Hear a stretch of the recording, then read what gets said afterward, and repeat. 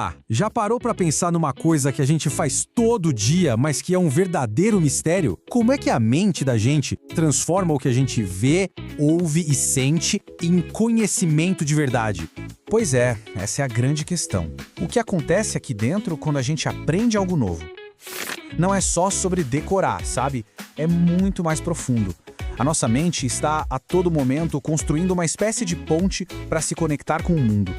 E para a gente entender como essa ponte é construída, o primeiro passo é sacar uma coisa fundamental. O desenvolvimento do nosso conhecimento, a tal da cognição, não é um processo passivo. A gente não fica parado recebendo informação. Pelo contrário, é uma construção constante e muito, mas muito ativa. Ok? Então vamos mergulhar nisso.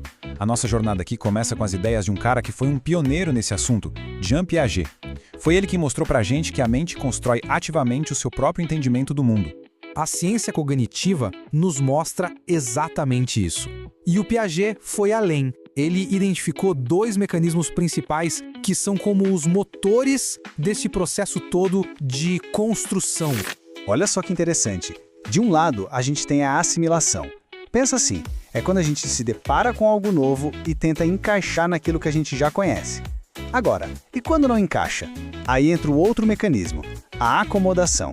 É quando a gente precisa mudar nossas próprias ideias, nossas caixinhas mentais, para conseguir entender aquilo que é inédito.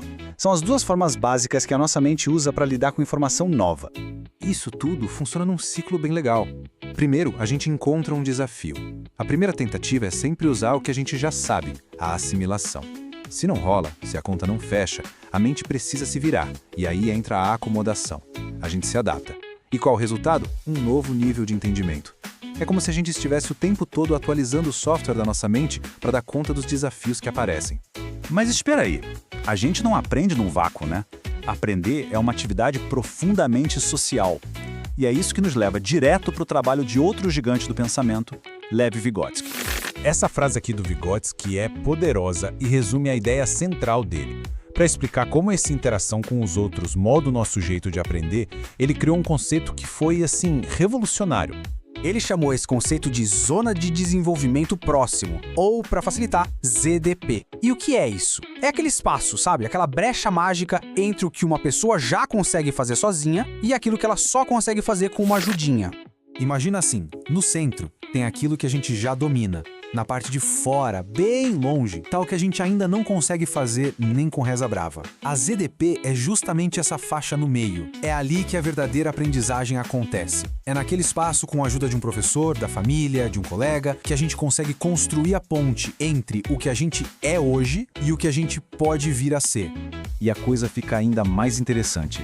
O Vygotsky também disse que nós, seres humanos, usamos ferramentas específicas não só para dominar o mundo lá fora, mas também para organizar o nosso próprio pensamento. E ele fez uma distinção muito clara. De um lado, a gente tem os instrumentos, as ferramentas físicas, um lápis, um martelo, coisas que servem para agir no ambiente. Do outro lado, a gente tem os signos, que são as ferramentas psicológicas. Elas não mudam o mundo, elas mudam a gente por dentro, organizam o nosso mundo interno.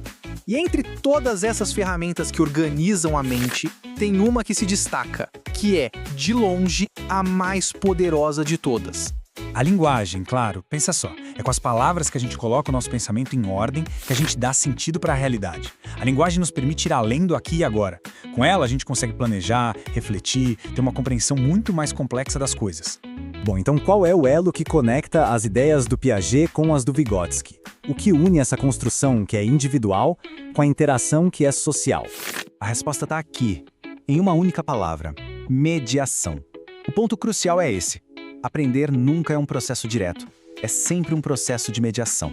Sempre tem alguém ou alguma coisa que serve de ponte entre quem aprende e o conhecimento. Pode ser através das nossas próprias estruturas mentais, como diria o Piaget, ou através de outras pessoas e das ferramentas que a gente usa, como a linguagem na visão do Vygotsky.